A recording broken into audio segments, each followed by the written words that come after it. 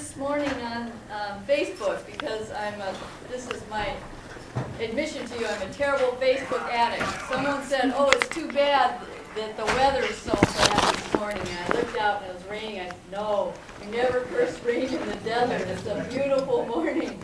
It's a rainy morning. So I don't know if the Skype is going to work or not because... I have a little bit of an idea.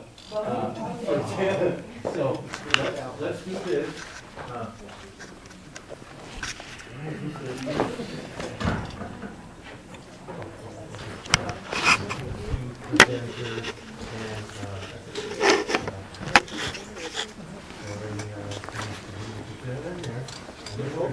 We're going to try this. We're going to put that right here. Oh, and then we'll project. Wow, this is impressive. Oh, good. That's so cool.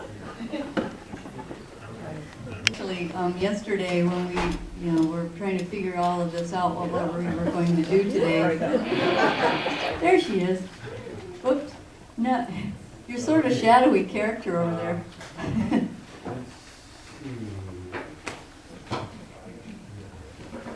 You mentioned too the poem that Pam read to you. The poem that Pam read to you is a poem that Joy wrote while they were waiting for rain. The rain hadn't come yet. And I mention that only because the occasion of a poem can be almost like a prayer of a kind, not maybe so much a Christian prayer, but a prayer in the sense of evoking something and calling on something or opening yourself up to something, rather than celebrating it after the fact. And in the case of the naming, apparently, it was an opening to the possibilities of the rain that were being expected that morning, as I think is the case here. I don't think it's rained yet here this morning, since we got up anyway, or I got up. And we'll find that's the case with a lot of Joy's work, the prose. And I even hesitate to say prose in a way because so much of the prose is very poem-like. And I don't mean fancy language. I mean language that comes from an imagination that is so finely calibrated that it feels like you're hearing a language of poetry, and you are. But it's not a language of poetry based on the same kinds of things that we're entirely used to. She, I think, can bring us, whether it's in the memoir or in her poems, into a space that is very much the space she's writing from. Okay, here I am. More than most poets can. It's what we're all seeking to do. Okay, we might have to join. Turn off the light behind her because her face is all I can black. try a little bit here. No, she needs to turn off the light. Can you turn your light off behind Or you? something back there? Let's see, I can move around. There we go. That's better. That's That's better. Let me see if I Good can. morning. Let's see. How about, let me try this. How's that? That's much better. All right. Thank you. Okay, I think we got it. Okay. Okay, thank you all for being here today. I'd like to open our discussion talking about Crazy Brave, the memoir that came out this year, 2012, yes? Could we have a sound check from Joe? Is your sound back? It's plugged in. She wants to talk. Okay. Okay, well, here I am, and I wish you guys could send me the smell of the desert in As loud as Tucson. it can be right now. Oh, that creosote smells really good out there this morning. Okay. Okay, I'd like to open up our talk this morning of Joy's memoir, Crazy Brave, by talking about the structure, Joy, and asking you about the structure. The memoir is broken into 4 sections, and each section starts with one of the 4 directions. And I'd like to ask you how the narrative combines real experiences with forays into the spirit world, with tribal and personal myth and poetry in those sections, just in a general broad way. Okay, how it does, I don't know. I mean, I looked to, all of those levels were going on, and it's at points, various points in the process of the writing of the book, it didn't work at all. But I think once, I probably went through, I don't know how many revisions, I mean, even just to get to that form. because the book started out as a book of stories around musical riffs, because songs, hold so much. A song can hold a whole memory. It can hold the memory of a time. It can hold the hope of a people. It can, hold romance. A song can hold so much. And so I was going to write the memoir that way. And that wasn't quite working. And then I went to doing it as short stories. The first short story, The Flying Man, worked pretty well. But then as I went along, I was having to invent because our lives don't fit into short story form and trajectory very easy. And then I finally gave up. I realized I was running from the story and wrote the story that wanted to be written. And when I did, I just told my spirit, okay, I give up. But of course there's construction. I mean, I wrote, but I was trying to figure out how to put things in there that are real to me, and somebody else might call them, a Western scholar might call them magical realism, and how to embed that, but not just enough, and not. So that was important to me, and the poetry is always that's central, and then the stories, to have a strong story, kind of story narrative, and I think it fits pretty well, but it becomes my own kind of construction. What made me really happy the other day is my daughter, Rainy Dawn, sent me a short story she's working on, or she's about to get her graduate from UNM and a major in creative writing. And what she had done in her story was included some poetry. And I guess half the students liked it and half didn't. But I thought it was really nice to see that kind of continue, because part of it for me, what's important is that there's poetry in lives, just as there's these moments of dreaming, of knowing, moments beyond human language, or moments beyond, maybe even beyond human comprehension or human perception. I mean, sometimes we perceive them, and so the book becomes a kind of weave of all those things that are important to me. It becomes almost a human being in itself and its complexity. It's one of the most, in fact, maybe the most unique memoir I've ever read. I want to hand the microphone over to Bill, because I know that he would like to engage in conversation too. Joy, you have a copy of your book there, right? Yeah, I do. Okay, I just want to make sure. I'm wondering if I could get you to read the opening. It's a kind of a verse beginning, "Once I traveled far above the earth," that short, almost a poem. Yeah, where that first appeared was in The Woman Who Fell from the Sky. Okay. But then I realized it needed to be here, because this kind of starts the whole thing. Once I traveled far above the earth. This beloved planet we call home is covered with an elastic web of light. I watched in awe as it shimmered, stretched, dimmed, and shined, shaped by the collective effort of all life within it. Dissonance attracted more dissonance. Harmony attracted harmony. I saw revolutions, droughts, famines, and the birth of new nations. The most humble kindnesses made the brightest lights. Nothing was wasted. I think that's an amazing invocation for any kind of book. I'm glad that you moved it here as well as its earlier position. I'm going to ask you too. I'm absolutely amazed by how your memoir begins. Literally on the first page and a half, 2.5 pages, where you go back and forth between things that are immediate and concrete. By immediate, I mean remembered in an immediate way, even though you're a small child at the beginning. Up through where you say, even Tulsa has a song that rises up from the Arkansas River around sundown. Mm-hmm. Could you read the first 2.5 pages? Because they cover so much ground and they introduce so many of the themes, that one of which you've already referred to, and some that we haven't gotten to yet, that I think I would love to hear you read it.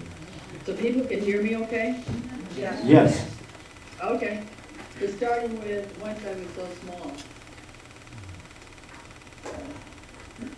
Once I was so small I could barely see over the top of the back seat of the black Cadillac my father bought with his Indian oil money.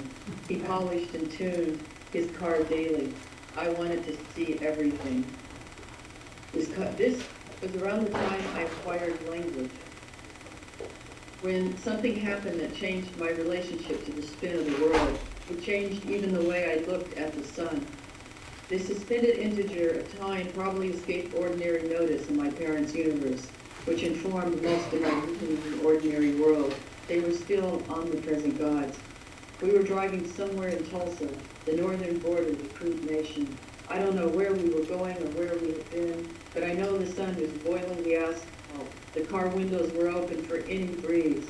And as I stood on tiptoes on the floorboard behind my father, a handsome god who smelled of Old Spice, whose sleek black hair was always impeccably groomed, his clothes perfectly creased and ironed. The radio was on. Even then, I loved the radio. Jukeboxes or any magic thing containing music. I wonder what signaled this moment. A loop of time that on first glance could be any place in time. I became acutely aware of the line the jazz trumpeter was playing, a sound I later associated with Miles Davis. I didn't know the words jazz or trumpet. I don't know how to say it as what sounds or words, but in that confluence of hot southern afternoon, in the breeze of aftershade and humidity, I followed that sound to the beginning, to the birth of sound. I was suspended in whirling stars. I grieved my parents' failings, my own life, which I saw stretching the length of that rhapsody. My rite of passage into the world of humanity occurred then through jazz. The music was a startling bridge between familiar and strange lands. I heard Stockton shells singing. I saw suits, satin, fine hats. I heard workers singing in the fields. It was a way to speak beyond the confines of ordinary language. I still hear it. Over and over and over. When you gonna come back, baby? Over and over and over. Why did you leave me? The God of all things reached behind the counter, pulled up a sour dish rag and cleaned off the mess, and we all went tumbling down. I said, over and over and over, all went tumbling down. My mother's singing attracted me to her road in this world. It is her song that lit my attention as I listened in the ancestral realm. Secret longing rose up in her heart as she sang along with the radio. The music threading the atmosphere in what was known as Tulsa, Oklahoma, a T-town in 1951 with songs for falling in love, songs for falling out of love, songs to endure the purgatory of longing, or improvisational swing jazz, country, or songs just for the sake of kicking them. Tulsa was a Creek Indian town established on the Arkansas River after my father's people were forcibly removed from their home in the South in the mid-1800s. When they arrived in these new lands, they brought sacred fire. They brought what they could carry. Some African peoples came within as family members, others as slaves. Other African people arrived independently and established their own towns. European and American settlers soon took over the lands that were established for settlement of eastern tribes to what became known as Indian Territory. The Christian God gave them authority, yet everyone wanted the same thing: land, peace, place to make a home, cook, fall in love, make children, and music. Every soul has a distinct song. Even the place called Tulsa has a song that rises up from the Arkansas River around Sunday. Beautiful.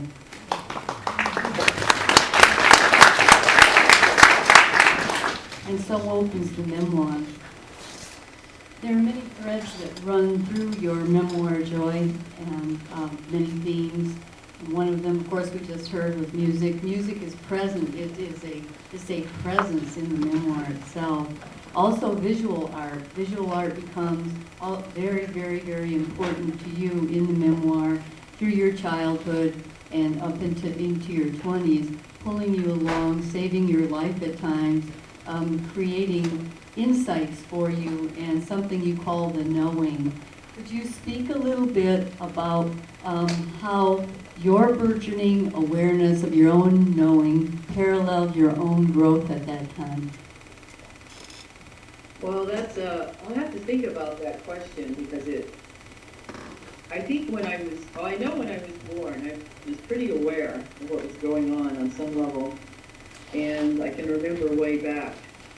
But I know that everybody comes in with, it's like a gyroscope in your heart, kind of that always, so myself, that will always, it's kind of like a rudder in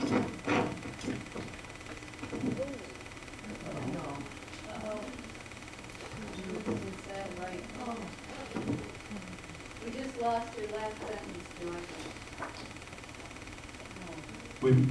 We lost the sound here. Hang on a sec. Can you reconnect? Maybe her end. It's from the memoir, in which she's talking in part about, for her, the function of drawing, also learning among other kids who are like herself, but mostly unlike herself, a little touch on originality, or at least on independence from popular consensus ideas of what things are, Can you such hear as me? a ghost that's Yeah. green instead of white. Now, can you hear? Okay, I think we have you back. Yeah, I- Thank you, whoever that Oh, was. good, great. We have you back, great. Okay. I was just referring, Joy, to the section of your book. So what I'm saying is that everyone is born with what I call the knowing. I mean, I'm not the first person to call it that. But it's that deep, that kind of the soul self that, you know, has memory beyond small human memory. And I think stories have integrity. There's a story, we come in with ancestor stories, we come in with our own story that's kind of somewhat laid out, but not all of it, because we're making it as we go too. But there's a template that goes way, way back with parents, grandparents, great-grandparents, and so on.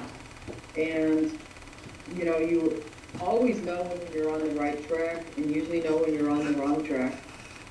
And then what's interesting about how stories work is that you can be on the wrong track and know you're on the wrong track, but, you know, the creativity in living in a story is that if you go back, that even what was the wrong track can eventually become part of the right track. Does that make sense? Yeah, yeah.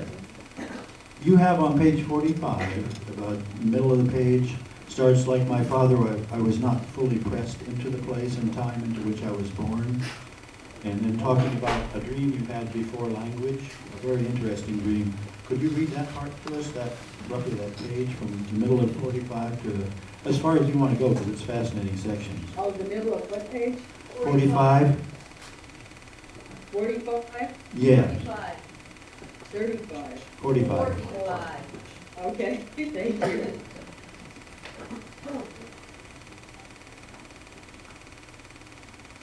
Oh, just that paragraph? Well, Like as my much, father? it goes into the you know, the green ghost and so on, Yeah, and I was going to ask about the And- ego thing myself. and the recurring dream of the people that are buried alive. Oh, okay, that like comes my up father. again. I was really pressed into this place, to the Okay. place and time in which I was born. Sure. I remember my spirit looking up to follow a path of moonlight, looking over my shoulder to see my pajama-clad body in my crib, and as I grew older in my army cot. Even before birth, as my spirit prepared to enter my developing body, it wandered great distances from my mother and father. In those earliest years before language, I brought back images of sarcophagi in Egypt. I carried long story sequences of those times, which I do not remember now. One of the oldest stories took place in Lower Nubia, and I can't believe I put this in there. It involved a very cruel imprisonment. People were literally buried alive, standing up. I could see the rows of eyes looking out. They haunted me for many nights. I can still see them in a stark, unrelenting sunlight, suffering without water. They were there because they did not agree with the prevailing government. And I visited the moon. My teacher or guardian sometimes accompanied me and met me there. This kind of story travel was normal for me. I often felt more awake in my dreaming life than I did in this corporeal reality. I still do. I traveled through story realm stop when I started public school. It was also at this time that I began attending an evangelical church.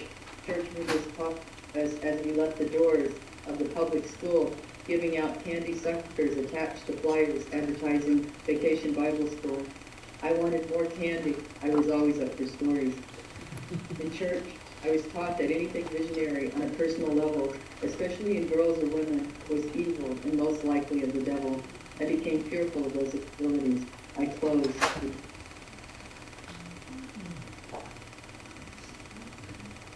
And? Yeah, another thread that runs through your narrative in Crazy Brave is the thread of abuse, and abuse of men especially, the abuse of Native women. And of course, yesterday was International Women's Day. 2 days ago, President Obama signed the WAWA Act that prohibits violence against women, which is very, very important. But the theme of the abusive male and the importance of the abusive male, mainly, there are the abusive relationships that are your abusive, or relationships with abusive men, love relationships, the relationship first with your father and then with the stepfather, and then with the men in your life that you fell in love with, of course, the father of your children.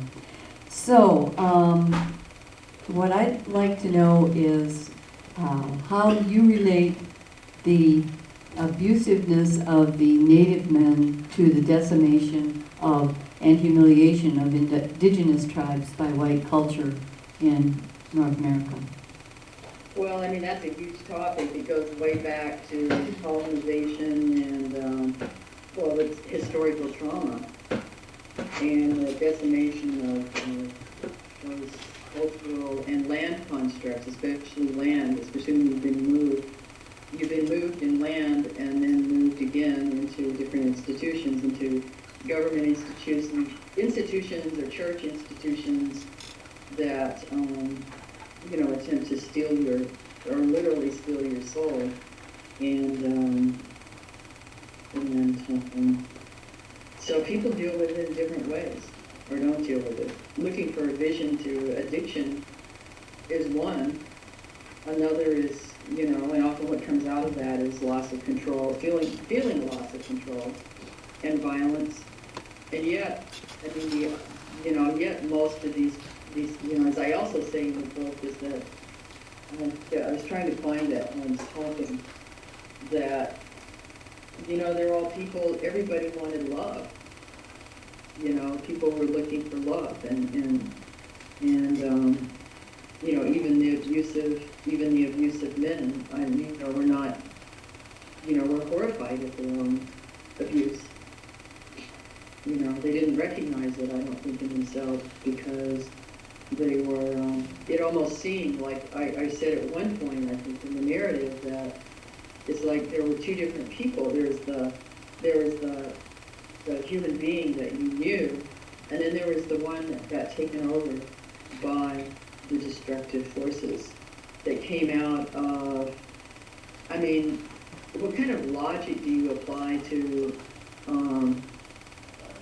taking little children away from their families and putting them in Indian schools? I posted on my Facebook, and an image has been going around lately. It's from Chilocco Indian School, with those little handcuffs. Little child, they're about that big. Little child-sized handcuffs. And there you go. You don't need anything else, and that's the power of images or power of poetry. I just hold up those little handcuffs, and that tells you that in those little handcuffs is the story of the violence in our men and the self-destruction of human beings who cannot find, it's hard to find a logical way or a reason, or a reason for this. And one of the things that I liked about the way that you described these men, even though they did horrible things, they did terrible things, violent things, to you and to your mother and to various women, Lupita, and in Crazy Brave is the way that you always gave their other side. You were very balanced in that, and I admire that. Could you talk a little bit about your stepfather, who was a white man? You don't want to. No, the difference is that our father, okay, the first one, is our father loved us. And, and I saw it even then. I mean, when we'd come in drunk and out of control, he wasn't angry at us, really. He was angry at, we were the most convenient, but, because he did love us. And that was hard for him. I think it was very difficult for him to put that all together. And for all of us to put it together. The stepfather did not. He was almost, almost a psychopath. And that's a whole different kind of story. And my children's fathers, especially my daughter's father, there was a lot of love there. And, humans are weak. And so no, I don't want to talk about my stepfather. Joy, there's a passage on page 124 where you're talking about moving in with your mother-in-law, and I particularly liked your description of what that was like. It was obviously a very difficult time in your life. You were pregnant, and if your stepfather found out about that pregnancy, it would come down on the rest of the family. So you basically had to find a place to live, and that the father of that child wasn't responding to your initial communications, and so you basically got on a bus and bet everything, on going to the town where he was, Tahlequah, and you were taken in but hidden for a while with other people before he took you to meet his mother. And what impresses me is that, given the incredibly desperate situation that you found yourself in, with the pregnancy and the ambivalent father and so on, your take on your mother-in-law is so incredibly understanding. And that's why I'm asking you to read this. My mother-in-law blamed me for the fix her son was in. But then you go on to describe her plot, her feelings from her point of view, and then give a brief paragraph about yourself, that you weren't pleased with the situation either. Would you read that? Because it's a wonderful example, I think, of a kind of, pardon the expression, grace under pressure, very domestic level, but absolutely where we all live. I think it would be really interesting to hear that. My mother-in-law blamed me for the fix her son was in. He had returned from his studies in the postgraduate program at Indian School with no job prospects, and with yet another pregnant teenage wife who shifted his fortune. I was the other woman in her life, the reason for his lack of success, for her suffering. I had the one man bound to her by blood and guilt, a sticky bond. Every man she had been with, given her a child, then abandoned her, including her son, who had left her with his daughter while he went to school in the Southwest. I was now in the way, and she took every opportunity to remind me. She threw nothing away. Every item of clothing that her children had ever worn, every toy they had ever played with, every piece of paper with their names on it, she packed into boxes she piled high in her house to the ceiling. She would not throw away her son because of a strange, foolish girl. I wasn't pleased about the situation either. None of this had figured into my map for life, though I must admit the map was never clearly drawn. My path meandered according to the whim of failed adults and chance. It headed wanly toward the life of a painter, like my Aunt Lois Harjo, who traveled from the Creek Nation all over the country without the encumbrance of a husband or children, and had the money to buy paint, canvas, and a car. Living as an artist was as close to my now limited universe as the planet Mars. Despite all of my attempts at flight, I couldn't afford art supplies, not even a junk car. What happened around the house in the dark. One night, one of my mother-in-law's enemies came to her as a bird. It sat in a tree outside the living room window. I'll always remember the haunting cry, like the peculiar howl of the dog in my family that always foretold a death. It sent shivers through all of us. When I heard the bird calling, I picked up my newly-born son and took his older sister into my arms while my mother-in-law sent out her son with a gun. She told him to get rid of it, that she knew who it was. I hummed to the children louder and louder. We heard the shot fired into the tree. The haunting singing stopped abruptly. Shortly after, my husband, the children, and I moved to Tulsa. My mother-in-law followed with her daughter and moved in next door.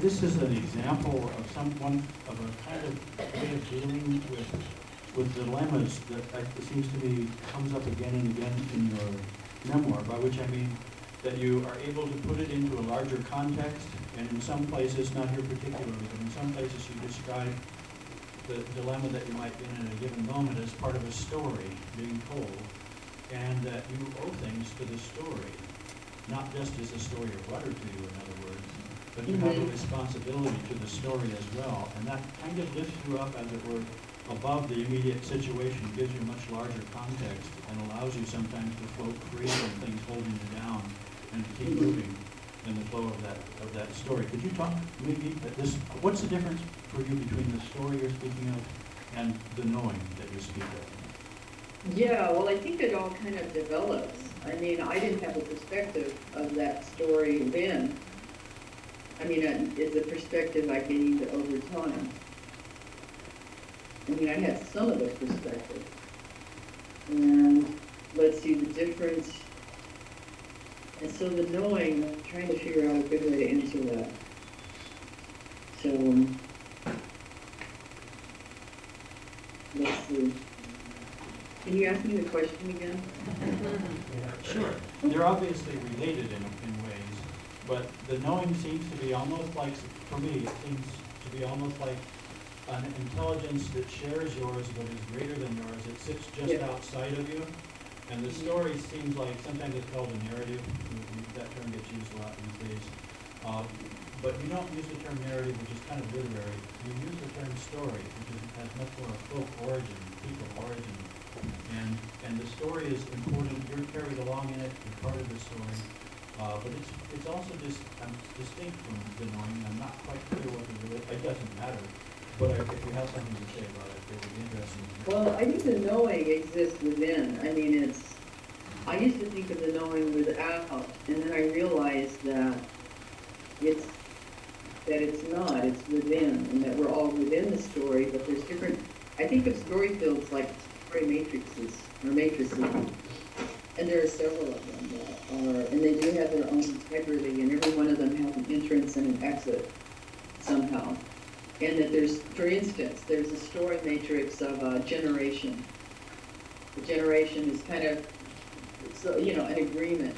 You know, you come in at this particular time and move, that generation moves together, and that's one kind of particular story. It is a whole story, a generation. Like our generation has, there's Jimi Hendrix, there's, Janis Joplin. yeah, there's Janis Joplin, there's the moment when powwow becomes more, we see Pueblo people and Navajo start doing powwow, which we didn't see before our generation. You know, there's different things that sort of make that generational story.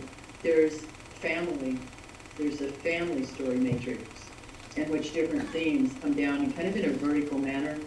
I guess it kind of works horizontally and crosswise too.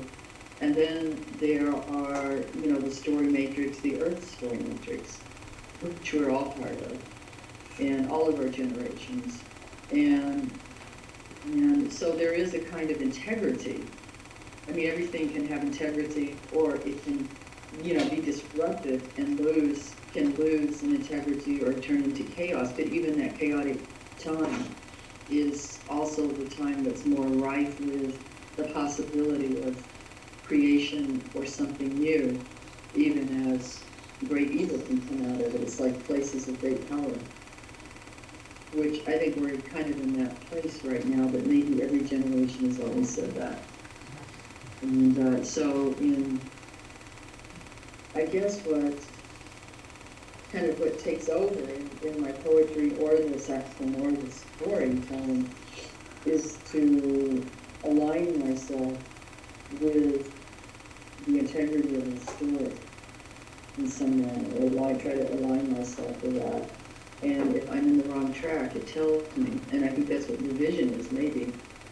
And when I'm on the right track, where the pieces come together, then I'm following the integrity of a piece that maybe has already been born, and I'm just filling it out, or maybe it came before me. I don't know.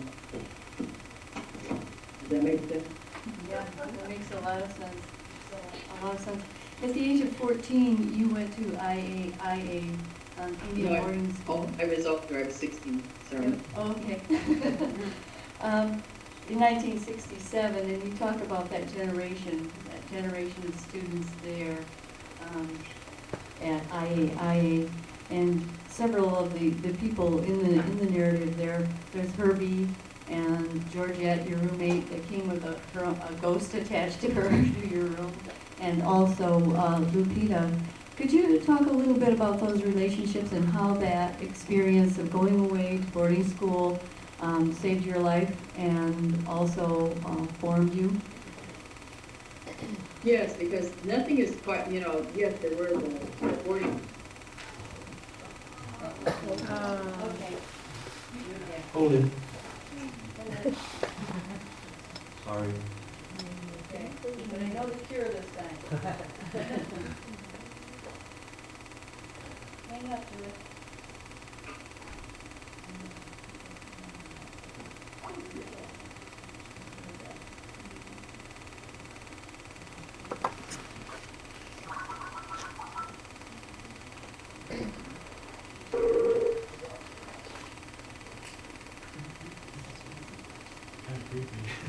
Here we go again.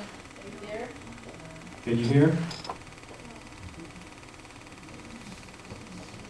We don't hear you yet. We're not hearing you. I'm gonna try again. I'm sorry. I'm sorry, everybody.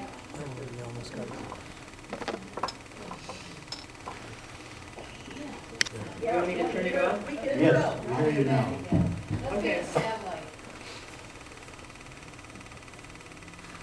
Okay, so in this Indian school, so there is the reality of the forced removals, the Indian school, and then there's another side, at least to the Institute of American Art, which was, a school that the program at that point at the Institute was experimental in that Native students were seen as artists, we came as artists. We had to apply to get in, and there were students from all over the country. And so it became, for some of us, a refuge from difficult situations. It became a home, and from, public schools and other places where it was very difficult. I had a hard time. I went 1 year of high school in Tulsa, and it was very difficult. I almost descended into, I was suicidal. I wanted a way out. And so going to Indian school was, one, I was more comfortable. I was with other Indian students, but what was very powerful is that we were acknowledged as art. We had to get in with our art. And so there I was with many other Native students, and we were doing art, and we were valued and seen as making contributions. And we had a family. We had our family were Native students from all over the U.S. And so it was also an important time in, I guess, the development of indigenous, maybe national and even pan-Indian, but national kind of consciousness in which even as kids, even as high school kids, we were thinking about an aesthetic, thinking about, we were exposed to a lot of, Santa Fe, and there was a lot a lot of cultural things going on, and the hippies, and there was the Vietnam War. There was, I think, Martin Luther King, I think, was shot when I was there, and so all of this ferment was going on in the American and the indigenous American consciousnesses and the civil rights movement. And so we were thinking about, and we would have long talks and thinking about our place and how we were going to move forward with an art that really portrayed who we were as of our generation, and as people coming from our people, our history. We had a great love, I think, most of us, for our people and for where we were coming from, and we were very aware of carrying something new and something of renewal into the next world, as it were. I was involved. I became, even though somebody said recently I was one of the shyest kids at Indian school, and that's pretty darn shy. Was that I wound up in one of the first all-native drama and dance troupes, and we were putting together. We had a wonderful teacher, Ola Meinholz, and we were looking at. And I have a piece wrote. I've got it. I'm going to use it in my class I'm teaching at University of Illinois the next 8 weeks. Is looking at, well, what is a native theater? And so we were thinking about, and we were, as students, actively involved in thinking about, well, what is a native theater?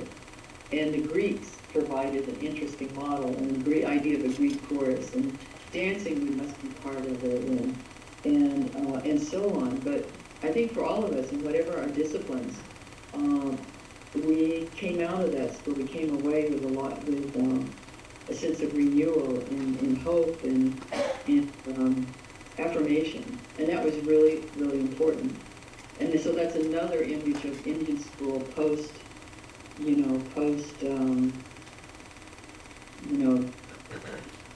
what would you call it, Holocaust,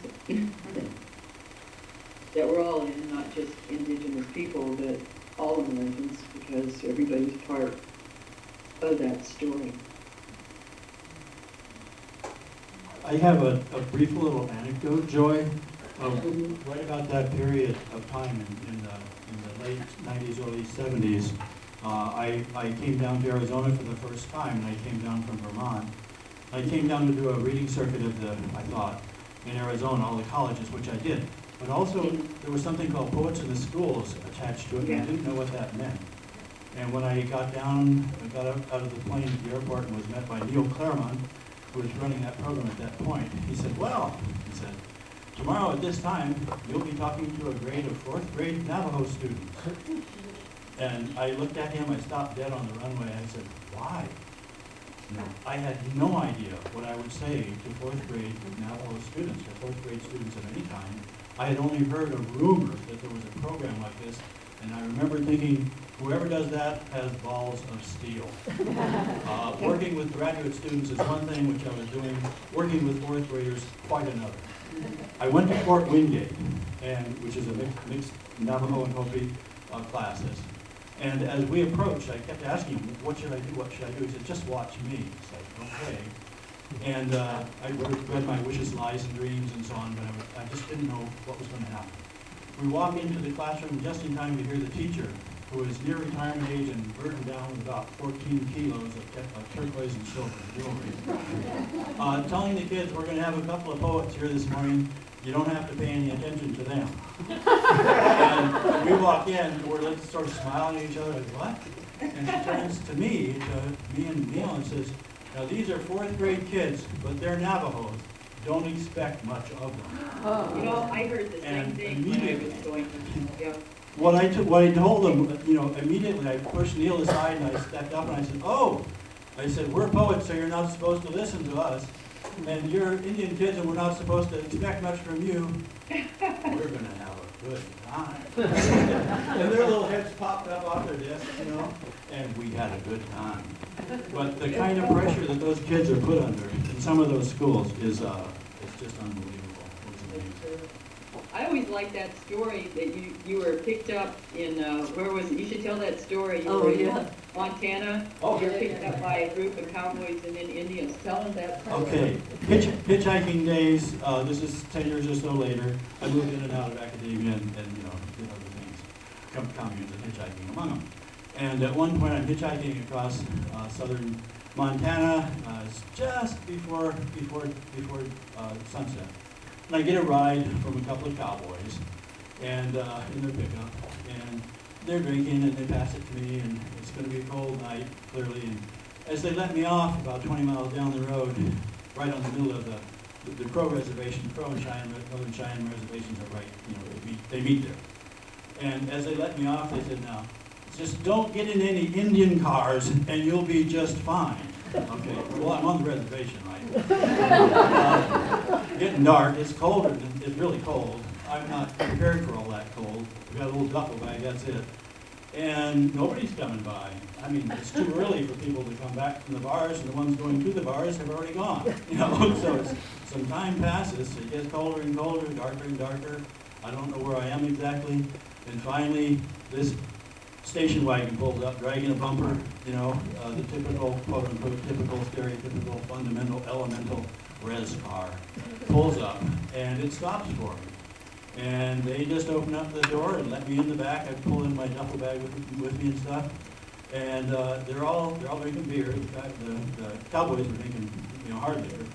And we head down the road, and they're very friendly. They're all listening to Hank Snow on the radio, AM radio, speaker on the dash, going back and forth across the dash because it's not hooked to anything.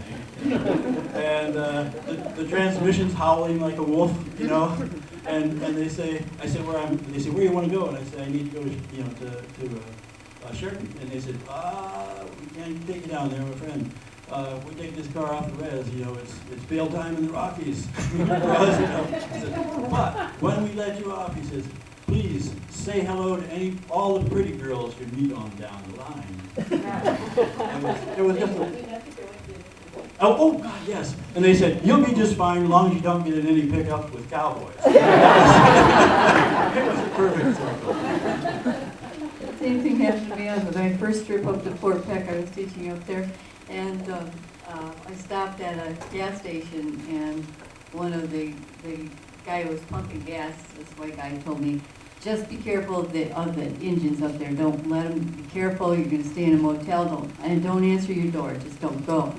So I stayed in Wolf Point, Montana. I don't know if any of you have been to Wolf Point besides Bill over there. And I was teaching in Poplar High School for a week, but the next time I went up there I was staying with families, but I stayed in Wolf Point the first time. And sure enough, who came knocking on my door at night? Drunk white cowboys. Continually. Okay, we have about 12 minutes left, Joy, and somebody just put a sign up in back. How would you like to answer some questions from the audience? Would that work if I walk around with this microphone and you could hold your hands up? Would that be okay? Questions for Joy? I was wondering if you're going to be able to join us at 2:30 and talk about girls and Native American identity like that was on the schedule? Are you still going to be able to do that? No, it won't be. I think this is it for today. Okay, thank you. I'm sorry. At 1 o'clock. At 1 o'clock, we're going to try Skype again. We're going to try getting Joy in there, but they told me chances are slim. They don't think they have the Yeah, I can't do it, actually. Oh, okay. Well, Bill and I are going to masquerade as Joy, and so we'll be reading from her memoir the though at minimum 1 o'clock. comments, we'll just be reading sections. Yeah, I think you'll yeah. enjoy it a lot. You should Okay, ask the questions audience up too. here. Everybody could do it. If there's anybody there, you know. Is there a possibility, Huh? is there a possibility, you could read the poem in which you address fear towards the end of the memoir? Well, I suppose I could. Maybe I could. I'll end the whole thing with it. You do it at the end. Oh, I Okay. know where it is. I'm just saying maybe a few more questions and I'll just. And then end we'll, it. yeah, do it at the end. Okay, let's see. I'm gonna try to get over here, sorry. So my signal's gonna go, I think it's fine. I think I'm fine for the next 10 minutes, so. I mean, not signal, I'm about to run out of juice. Yeah, I'm hoping my iPad stays up. We're still awake on this side and enjoying it. I wanted to find out Okay. what you would call an aesthetic. What's a beautiful poem by Joy Harjo? What's the question? What's a beautiful poem? What's your idea of beauty and of an aesthetic for your poems and your biography? What's the aesthetic for my poems? Why is it beautiful? And what's your idea of beauty in a poem? I guess, I don't know, that's interesting. That's something to think about. Because you wouldn't know it, but I have a hard time dealing with conflict.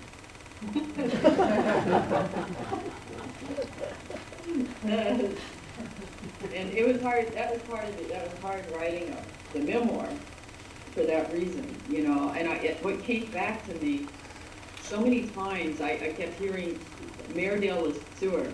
I don't know if you're familiar with her, but she was a mentor of mine. Wonderful American poet, writer, philosopher, activist out of the Midwest. And she called me up about 3 years before she died, and she was happy. She said, "I'm dying," meaning that she was so happy, she was so aware of the process that she wanted to be so clear with every part of the process. And one thing, but then things would come up about, you know, regrets in her life, or not really regrets, but thinking, well, how could I have done this better? What could I have done? And she said, you know, she was thinking about her novel, The Girl. She said, I think I wrote it too beautiful. It was too, I should have been, you know, I shouldn't have written it so beautiful. You know, she felt remiss for doing that. And as I was writing Crazy Brave, and sometimes in the poetry too, it's like, how do you, I mean, everything's got a balance. I mean, there's, you know, because we live in this realm. We have the sun and the moon. There's light, dark, there's, you know, all the dualities and polarities that we have here. And so I think every work of art probably has to have, I mean, at some level has that in it. But in writing Crazy Brave, it was difficult sometimes, especially the stepfather section, because, I mean, how do you, in one way, I don't want to get pulled into negativity. I don't want to, and so it's, you know, I didn't write this as a tell-all or anything like that. I write to understand or to comprehend or to know things, I suppose, to know or to understand. Not knowing just for its sake only, not just to, you know, impress or to have something, but to understand or maybe to grow compassion.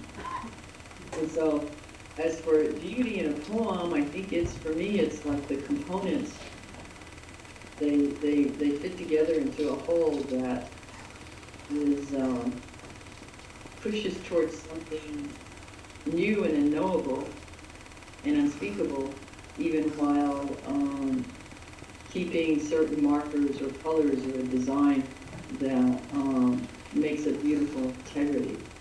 I don't know if that makes sense. But that's how I would explain it right now on the spot. I think it makes a lot of sense. Thank you. We can take one more question. I'm just going to be zigzagging here. Hi, Jessica. Hi. How are you? Fine, thank you. I was just wondering why you think it's important for natives to write memoirs, and you're going to be writing any more in the future? I don't know if it's important for writers to write memoirs. I mean, I have this memory. In fact, I almost, at one point, almost turned the advance back to Norton, thinking, I don't know if I really want to do this. And it did take me 14 years. It did take me a lot of foot dragging.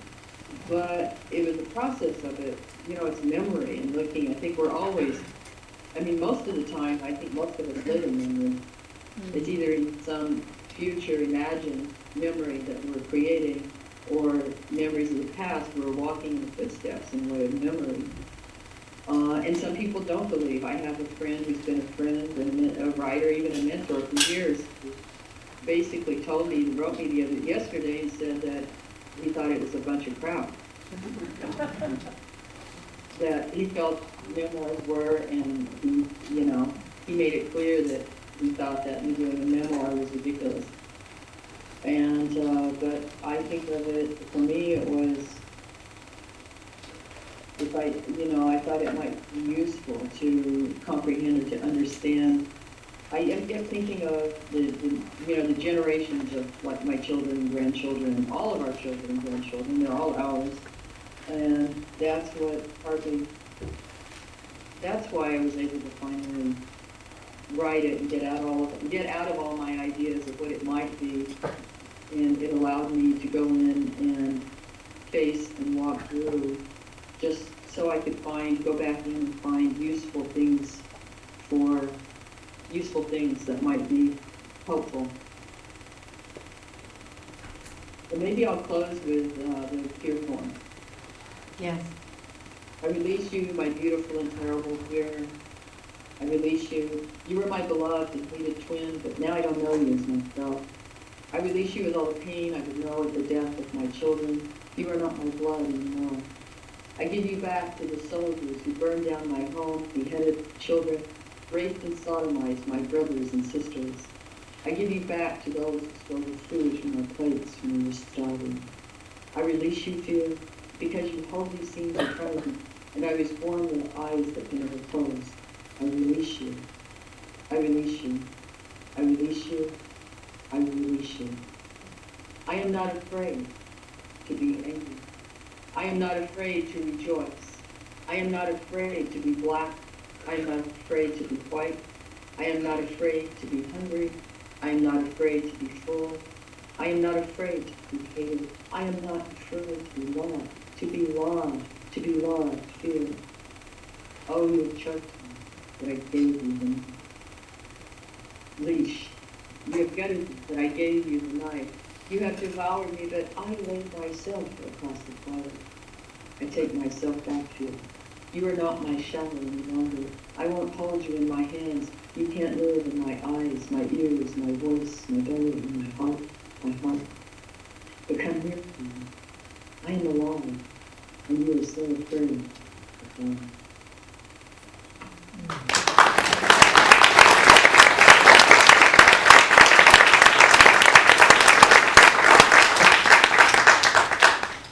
Joy, I want to thank I you. said I could sign books, so. Yes, yeah, I want, go out there and buy Crazy Brave. Somehow, some way, Joy will find a way to sign your book.